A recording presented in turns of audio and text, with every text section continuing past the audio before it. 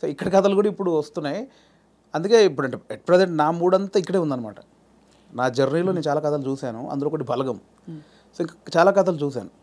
So అవన్నీ చెప్పొచ్చు, దాన్నే కమర్షియల్గా చెప్పొచ్చు. ఇప్పుడైతే మరి మీ రెండో సినిమా వివరాలు అడగచ్చా? ఇంకా సూనా?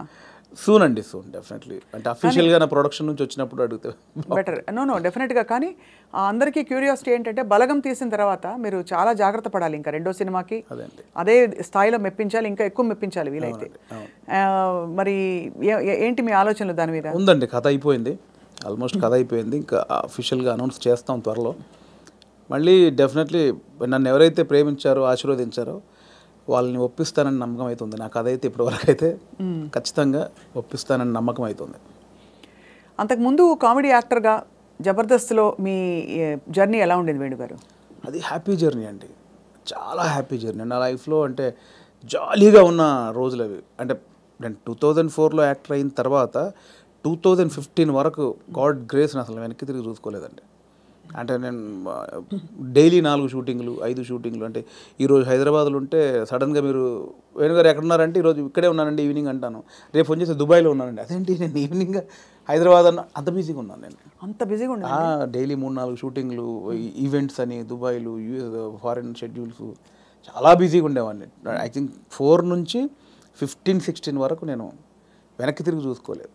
అంటే మా ఇంట్లో నెలకి ఒక వారం రోజులు తింటే హ్యాపీ, అంత బిజీగా ఉండేవాళ్ళు. పొద్దున ఎప్పుడైందో, సాయంత్రం ఎప్పుడైందో, నైట్ ఎప్పుడైందో తెలిసేది కాదు. సో 15 తర్వాత కొంచెం జబర్దస్త్ నుంచి బయటకు వచ్చి అప్పుడు ఇంకేమైనా చేసుకోవాలని ఈ బలగం ఏదైతే దానికి ప్లానింగ్లో ఉన్నప్పుడు మాత్రం కొంచెం ఒక 3-4 ఇయర్స్ బాగా స్ట్రగుల్ అయ్యాను.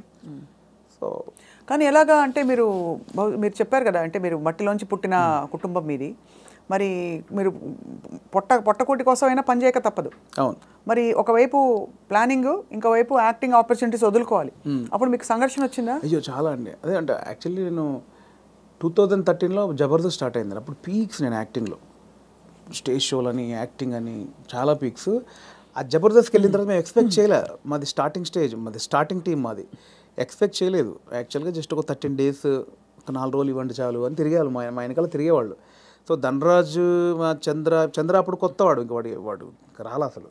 ధనరాజు నన్ను పక్కగా పట్టుకున్నారన్నమాట వాళ్ళు. అంటే మేము ఇద్దరే అంతకుముందు స్కిట్లు చేసాం, స్మోక్ టీవీ అని అవన్నీ చేసాం. సో వీళ్ళని పట్టుకోవాలని చాలా పట్టుకున్నారు. నేను కన్విన్స్ అవ్వాలా, ఎందుకంటే సినిమా నేను అప్పట్లో కొంచెం టీవీ అంటే టీవీకి వెళ్తే సినిమాకి రాలేరేమో అనేది ఉంది. ఇప్పుడు లేదు. ఇప్పుడు స్క్రీన్ అనేది ఉన్నది తప్ప big screen, small screen, phone screen లేదు. ఇప్పుడు స్క్రీన్ అంతే. అప్పుడు ఆ వేరియేషన్స్ ఉన్నాయి.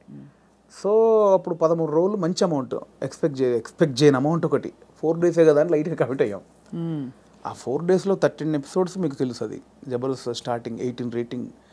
అంటే గురువారం వస్తే వెయిట్ చేసేవాళ్ళు, గురువారం కోసం ఒక టీవీ షో కోసం వెయిట్ చేసేవాళ్ళు. సో 13 డేస్ తర్వాత మళ్ళీ బతిలాడి ఇప్పుడు అనుకున్న అమౌంట్ కంటే డబుల్ పెంచారు.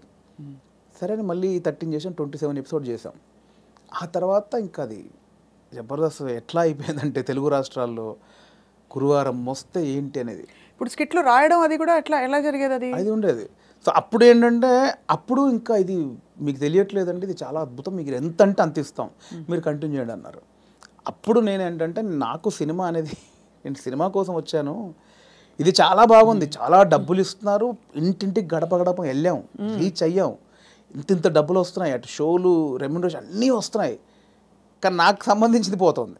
అవును, నేను సినిమా అనుకున్నాను, దీనికోసం రాలేదు, ఇటు పోతే నా సినిమాకు దూరం అయితే దీని నుంచి బయటకు వచ్చానండి. అబ్బా చాలా పెద్ద ఇదండి. మామూలుగా సెటిల్ అయిపోతాం మనం, పైసలు వస్తున్నాయి కదా, ఎందుకు బై నీకు అందుకని బయటికి వెళ్ళాము. బయటికి వెళ్ళాక 1.5 year తర్వాత ఇది రైజ్ అయిపోయింది. అంటే ఇంటర్నెట్ ఫ్రీ అయిపోయి ప్రతి ఒక్కరికి సెల్ ఫోన్ చేతిలోకి వచ్చేసి ఇది వైరల్ అయిపోయింది.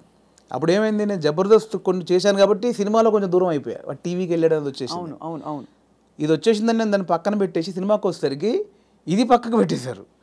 అరే ఇలా అయింది ఏంటి అని కసిలో మళ్ళీ ఒక 1 year చేసాం.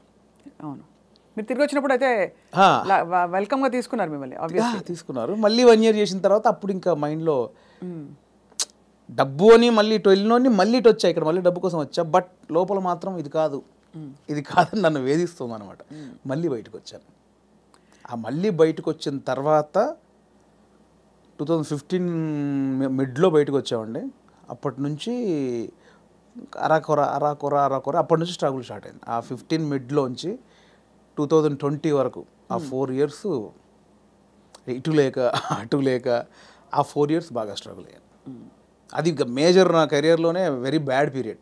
అంటే తినడానికి ఉండడం వేరు, అది వేరు, బట్ మైండ్ బిజీగా ఉండడం మెయిన్ ఇంపార్టెంట్. అవును, మైండ్ బిజీ. మనం అసలు ఎటు వెళ్తున్నాం అని ఒక తెలుస్తుంది కదా లోపల. పొద్దున 6 గంటలకు వేస్తే స్టాఫ్ వచ్చారా, పొద్దున 12 గంటల వరకు ఈ షూటింగ్, మధ్యాహ్నం ఆ షూటింగ్, దుబాయ్, ఇటు ఆస్ట్రేలియా, ఇవి అన్నిట్లో ఈ స్కిట్ల బిజీ ఉంటుంది. ఇప్పుడు మీరు ఇందాక అడిగారు స్కిట్లు, మినిమం ఒక స్కిట్ రాయడానికి 2 రోజులు పట్టేదండి. ఎవరు రాస్తారు? నేను, నా టీం మెంబర్స్, ఎవరైనా ఒక రైటర్, అంటే మనకు సింక్లో ఉన్న మెయిన్ టీమ్ లీడర్ దగ్గరనే ఉంటుందండి. ఇంప్రూవ్ అని ఉంటుందండి యూఎస్లో, అంతా ఉంటుంది. ఇది 100% ఇంప్రూవేషనే స్క్రిప్ట్ అండి, స్క్రిప్ట్ రైటింగ్ ఏ ఉండదు. సో మీకు దానికి నేపథ్యం, మీరు థియేటర్కి వెళ్ళారా? థియేటర్ ఏం లేదండి, నాకు థియేటర్ ఎక్స్పీరియన్స్ లేదు, జస్ట్ మీరు చూసి నేర్చుకున్నవి. అంతే అంతే. ఎందుకంటే మనం కూర్చున్నామండి, ఇప్పుడు పాయింట్ ఎట్లా వస్తే మనం కూర్చున్నాము, లేట్ అవుతుంది, ఈ లేట్ అయిన గ్యాప్లో ఏం చేద్దాం అని ఒక థాట్, ఏం చేయొచ్చు అని కూర్చొని మాట్లాడుకోవడం. అలా మాడుకుంటే ఏదో జోకులు వస్తూ ఉంటాయి. ఓ బంచ్ ఆఫ్ జోక్స్ వచ్చాక అసలు దీనికి ఏంటి కంటెంట్ ఏంటి, కథ ఏంటి, ఇలా వచ్చాడు, మిడ్లో గొడవ జరిగింది, లాస్ట్లో ఆ గొడవ పడి సారీ చెప్పాడు, ఓ స్టార్ట్, ఓ మిడ్, ఎండ్, ఏం చేయొచ్చు దీనికి, అలా కూర్చి స్కిట్ రాయడమే. అలా టీం అంతా రాయడం, ఆలోచన ఎక్కడైనా పాయింట్ వస్తుంటుంది. అది టైమింగ్ ఎడిటింగ్లో అసలు, అంటే మా టైంలో అయితే ఎడిటింగ్ సెన్స్ లేకుండానే దింపేసేవాళ్ళం అండి. ఇప్పుడు ఎలా ఉందో నాకు తెలియదు. నా ధనరాజు కానీ, నేను కానీ, అప్పుడు రాఘవ్ గారు కానీ, చంద్ర కానీ, అంటే అప్పుడు ఇప్పుడంటే పాపం వాళ్ళు జబర్దస్త్ వాళ్ళకి, ఇప్పుడు వాళ్ళకి ఏమైందంటే కొన్ని వేల పాయింట్లు టచ్ చేశారండి. అవును, ఎన్ని స్కిట్లు అయి ఉంటాయి, కొన్ని వేల స్కిట్లు అయి ఉంటాయి, వేల పాయింట్లు టచ్ చేశారు, ఇంకేం చేయాలో అర్థం కాక వాళ్ళకి. అవును, అప్పుడు మేము కొత్త కాబట్టి మాకు అన్ని కొత్తయే, ఆల్ పాయింట్స్. ఇప్పుడు అత్తా కోడళ్ళు ఓ 100 పాయింట్లు ఉంటాయి, అప్పుడు మాకు అవన్నీ కొత్త. ఇప్పుడు అత్తా కోడలు చేయమంటే ఏది చేసినా కూడా ఆల్రెడీ చేసినట్టే ఉంటుంది. సో అట్లా మాకు చాలా పాయింట్స్ దొరికేవి. ఇప్పుడు చంద్ర మొత్తం ఫ్యామిలీస్ మీదకి వెళ్ళిపోయాడు, నేను అన్నీ కొంచెం టిపికల్గా ఉండాలి, అది నేను ఈ కొంచెం కొత్తగా ఏదో చేసేవాడిని, ధనరాజు ఇంకో, అట్లా ఎవరి కేటగిరీ వాళ్ళకు ఉండేది. సో అప్పుడు పోటాపోటీ బాగా చేసాము. సో ఆ 15 నుంచి బయటకు వచ్చాక అంత మంచి రెమ్యునరేషన్స్ కానీ, ఈవెంట్స్ కానీ, మీకు తెలుసు ఈవెంట్స్ ద్వారా మంచి ఆర్టిస్టులకు మంచి ఆదాయం ఉంటుంది, చాలా బాగుంటుంది. అదే కదా. సో అటు ఇటు మిస్ అయ్యి ఈ 15 నుంచి 20 వరకు నేను దాదాపు మీరు ఎక్స్పెక్ట్ చేయలేని అమౌంట్ మిస్ అయిపోయాను. సో ఆ లోపల అది ఉంటుంది, అది బాధ అనమాట, తిండికి బాధ కాదు. అనవసరంగా దాంట్లోంచి బయటకు వచ్చావు, ఇప్పుడు ఇంత పోయింది, ఇప్పుడు ఇది లేదు అది లేదు. ఇప్పుడు మన బతుకులకి నువ్వు వచ్చిన నేపథ్యానికి అది చాలా పెద్ద అమౌంట్. దాన్ని మిస్ అయిపోయామే, తప్పు చేసామా, ఒప్పు చేసామా, అనవసరంగా సినిమాని ఓ పెద్ద బిల్డప్ ఇచ్చుకొని బయటకు వచ్చావు, ఇక్కడ ఇది లేదు, అక్కడ అంతా సాలిడ్ అమౌంట్ మిస్ అయిపోయి ఏంట్రా తప్పు చేసామనే గిల్ట్ ఒకటి ఉంటుంది చూసారా, ఆ గిల్ట్ ఎక్కువ పోయిన అనమాట. అవును, లక్షల సంపాదన వదులుకోవడం అంటే ఈజీ విషయం కాదు. అండ్ ఇప్పుడు పొద్దున్న లేవగానే ఇంకొకటి అండి, ఒక బిజీ మీరు ఉన్నారు స్వప్న గారు అంటే, మీరు ఇంకా మిమ్మల్ని కట్టేసినా కూడా మీరు ఆగలేరు, ఎందుకంటే మనకి అంత ఉంది, అంత పని చేసేవాళ్ళు పొద్దున్న లేవగానే మనం ఏం పని లేదంటే ఎలా ఉంటుంది. అదే బిగ్గెస్ట్ కామెడీ స్కిట్లా ఉంటుంది. అంతే, అది దానంత నరకం ఉండదు. పొద్దున్న లేవగానే ఆ స్కిట్, షూటింగ్, అట్ట ఇట్ట మైండ్ అలా పెట్టే మైండ్కి ఏమీ లేదంటే అది దానంత నరకం ఇంకోటి ఉండదు. అలా ఒక 3 సంవత్సరాలు ఫేస్ చేసిన తర్వాత ఆ ఫ్రస్ట్రేషన్లోంచి వచ్చిన ఐడియానే బలగం.